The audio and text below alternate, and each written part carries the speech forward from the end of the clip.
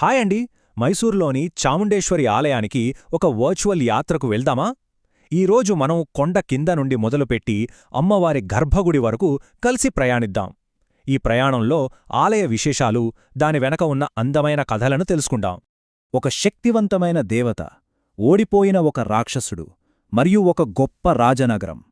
వీటన్నింటికీ మధ్య ఉన్న సంబంధమేంటి? ఈ ప్రశ్నే మనల్ని మైసూర్ నగరం, ఆ ఆలయం వెనుక ఉన్న పురాణంలోకి తీసుకెళ్తుంది. ఆ కథలోకి వెళ్లే ముందు ఈ ప్రయాణంలో మనం ఏమేం చూడబోతున్నామో ఒకసారి చూద్దాం. మన ప్రయాణం మైసూరు పుట్టుక వెనుక ఉన్న కథతో మొదలవుతుంది. ఆ తర్వాత చాముండీ కొండపైకి ఎలా వెళ్ళాలి, దారిలో ఏమేం చూడాలి అని తెలుసుకుందాం.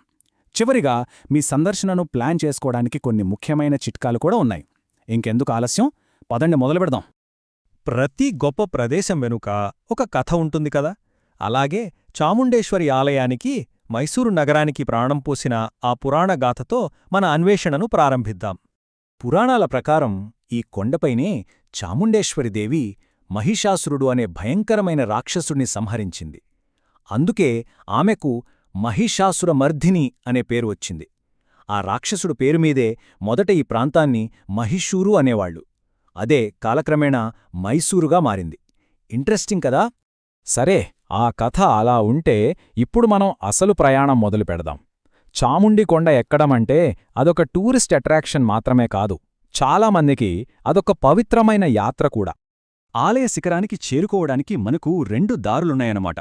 ఒకటి భక్తితో, ఓపికతో 1000కి పైగా మెట్లు ఎక్కడం, చాలామంది మొక్కుబడిగా ఇలా వెళ్తారు. రెండోది కారులోనో, బస్సులోనో హాయిగా కొండపైకి వెళ్ళిపోవడం.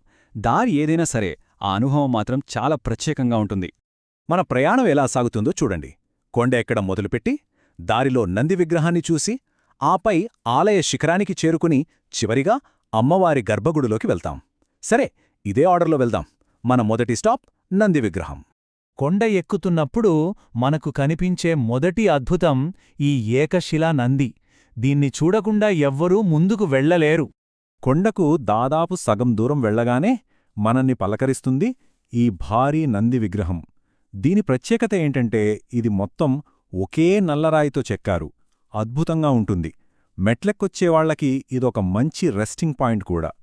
అలా నందిని దాటుకుని ముందుకు వెళితే ఫైనల్గా మనం కొండపైకి చేరుకుంటాం. అక్కడికి వెళ్లగానే ఆ ప్రశాంతమైన గాలికి మన ప్రయాణపు అలసటంతా ఎగిరిపోతుంది. ఇక్కడ్నుంచే అసలైన ఆలయ ప్రాంగణం మొదలవుతుంది. కొండపైకి రాగానే మనకు ముందుగా కనిపించేది మహిషాసురుడి విగ్రహం. అదేంటి, రాక్షసుడి విగ్రహం గుడి ముందుందేంటి అని ఆశ్చర్యపోవచ్చు. ఇది అమ్మవారి విజయాన్ని, అంటే చెడుపై మంచి సాధించిన గెలుపును గుర్తుచేస్తూ ఉంటుంది. ఆ విగ్రహాన్ని దాటి ముందుకు వెళ్తే అదిగో మన కళ్ల ముందు కనిపిస్తుంది ఆలయ గంభీరమైన ప్రవేశద్వారం. అదే గోపురం. 7 అంతస్తులతో ఆకాశాన్ని తాకుతున్నట్టుగా ఎంత అద్భుతంగా ఉందో కదా. దాదాపు 40 మీటర్ల ఎత్తు, అంటే ఒక పెద్ద బిల్డింగ్ అంత ఎత్తు ఉంటుందన్నమాట.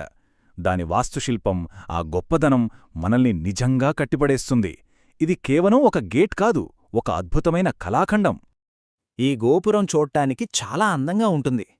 ఇది క్లాసిక్ ద్రావిడ శైలిలో కట్టారు. దీన్ని కట్టించింది ఒడయార్ రాజులు. దానిమీదున్న చిన్న చిన్న దేవతల బొమ్మలు చూశారా? అవన్నీ సున్నపుగచ్చుతో చాలా సున్నితంగా చెక్కారు. సరే, ఆ గంభీరమైన గోపురం దాటి ఇప్పుడు లోపలికి వెళ్దాం. మన యాత్ర చివరి ఘట్టానికి, ఆలయ హృదయానికి చేరుకున్నాం. కొండెక్కిన కష్టమంతా లోపలికి అడుగుపెట్టగానే తీరిపోతోంది. మెరిసిపోతున్న వెండి తలుపులు, బంగారు కాంతులతో వెలిగిపోతున్న చాముండేశ్వరి అమ్మవారి విగ్రహం, ఆ దర్శనం మనస్సుకి ఎంతో ప్రశాంతతనిస్తుంది. మన ప్రయాణం సార్థకమైనట్టు అనిపిస్తుంది. సరే, ఆధ్యాత్మిక యాత్ర పూర్తయింది. ఇప్పుడు మీరు వెళ్లాలనుకుంటే మీ ట్రిప్ ప్లాన్ చేసుకోవడానికి ఉపయోగపడే కొన్ని ప్రాక్టికల్ టిప్స్ చూద్దాం. అసలు ఆలయానికి ఎప్పుడు వెళ్తే బావుంటుంది?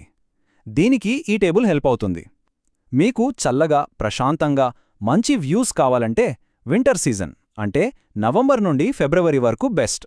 లేదు, పచ్చదనంతో మంచుతో కమ్మిన కొండను చూడాలంటే వర్షాకాలంలో వెళ్ళండి. ఇంకొన్ని ముఖ్యమైన విషయాలు. టెంపుల్ టైమింగ్స్ ఉదయం నుండి రాత్రి వరకు 3 స్లాట్స్లో ఉంటాయి, కానీ పండగలప్పుడు మారొచ్చు. ఒకసారి చెక్ చేసుకోండి. జనరల్ దర్శనం ఫ్రీగానే ఉంటుంది. నా సలహా ఏంటంటే పొద్దున్నే కాని సాయంత్రం సూర్యాస్తమయం టైంలో కాని వెళితే ఎండ ఉండదు, వ్యూస్ కూడా అద్భుతంగా ఉంటాయి. ఇంకో విషయం, మెట్ల దగ్గర కోతులతో కొంచెం జాగ్రత్త. ఈ ఒక్క వాక్యం చాలు ఆలయం గొప్పతనాన్ని చెప్పడానికి. పురాణం, రాచరికం, భూగోళశాస్త్రం మరియు భక్తి యొక్క ఒక ప్రత్యేకమైన మిశ్రమం. ఇది నిజంగా కేవలం గుడి కాదు, వీటన్నింటి కలయిక. ఈ విశ్లేషణను ఒక చిన్న ప్రశ్నతో ముగిద్దాం. కింద ఉన్న మైసూరు నగరాన్ని కాపాడుతున్నట్టుగా ఉండే ఈ కొండ ఒక నగరం మొత్తానికి ఆధ్యాత్మిక కేంద్రంగా, ఒక రక్షకురాలిగా ఎలా మారింది? ఈ కొండకు, గుడికి, నగరానికి మధ్య ఉన్న ఈ బంధం గురించి ఆలోచిస్తే ఈ ప్రదేశం యొక్క అసలైన ఆత్మ మనకు అర్థమవుతుంది.